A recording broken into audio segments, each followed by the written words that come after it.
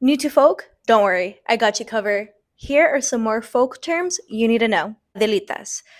These are folk boots. We also have like cowboy boots. I should add that too. But I'm just gonna kind of focus on the adelitas. These are used more commonly used in northern regions of Mexico.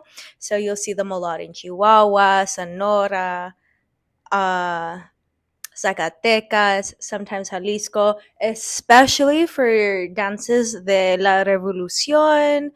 I mean, that's where the Adelita actually originated from La Revolucion Mexicana. So, yeah, a cool little tidbit, botines. So these are the male folk shoes. You could, well, they're most commonly in like black and white, but if you know of a shoemaker, you could get them in different colors as well. Vestuario.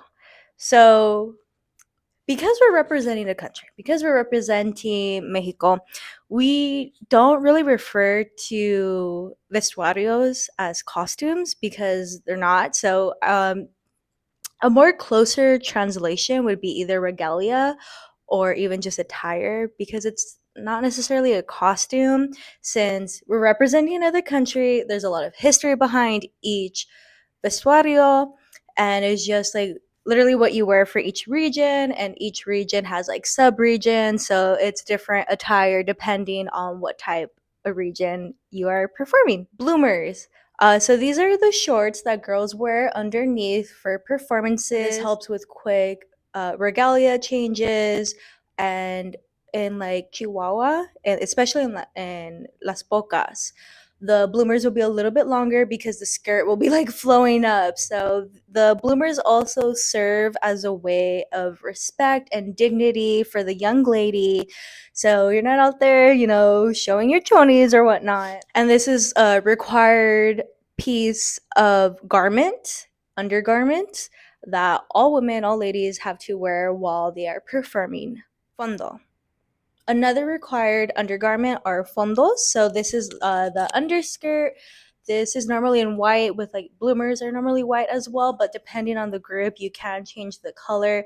Not all dresses really use a fondo, but it's just like another means of like respect and dignity for the young lady, and also depending on if like the skirt work lifts a lot, it's just a little bit more like decency. Botas. So these are basically just cowboy boots.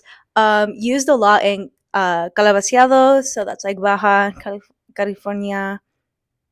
I think that's yeah, I think that's the only region they're used in. I'm trying to think off the top of my head.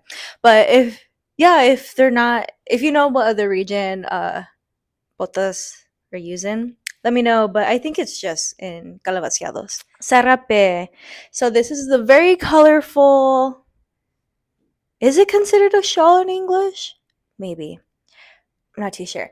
But it can be used as a prop. It can be used as an accessory for the vestuario. It's mostly used with the males, especially in Jalisco. Huaraches. So these are just, huaraches, sandals. Used a lot in like Oaxaca, Michoacan, Chiapas.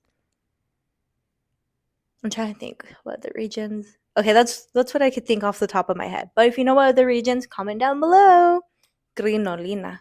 These are it's used a lot in quinceañera dresses, but also for la china poblana, and that's this like white under skirt that like pops out, and it's what makes the skirt round and poofy and fluffy.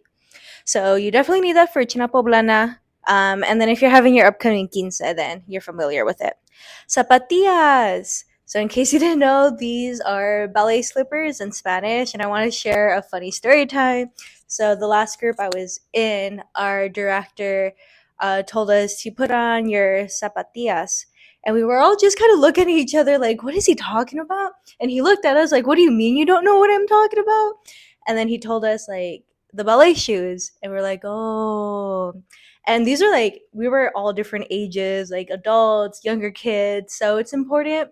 I'm just throwing it out there because we do tend to have a lot of instructors coming from Mexico, either giving workshops or starting groups out here in the States. So in case you ever hear the term zapatillas, you will know they're referring to ballet slippers. So it's important to know the Spanish equivalent, just so to like save yourself some miscommunication and a little bit of embarrassment. But that's why we're here, and that's the whole point of this video, is so that you feel more familiar with very common folk terminology and you feel a little bit more confident when you start classes. If I missed anything or you want to talk a little bit more about something, let me know in the comments and maybe I'll make another part to this series.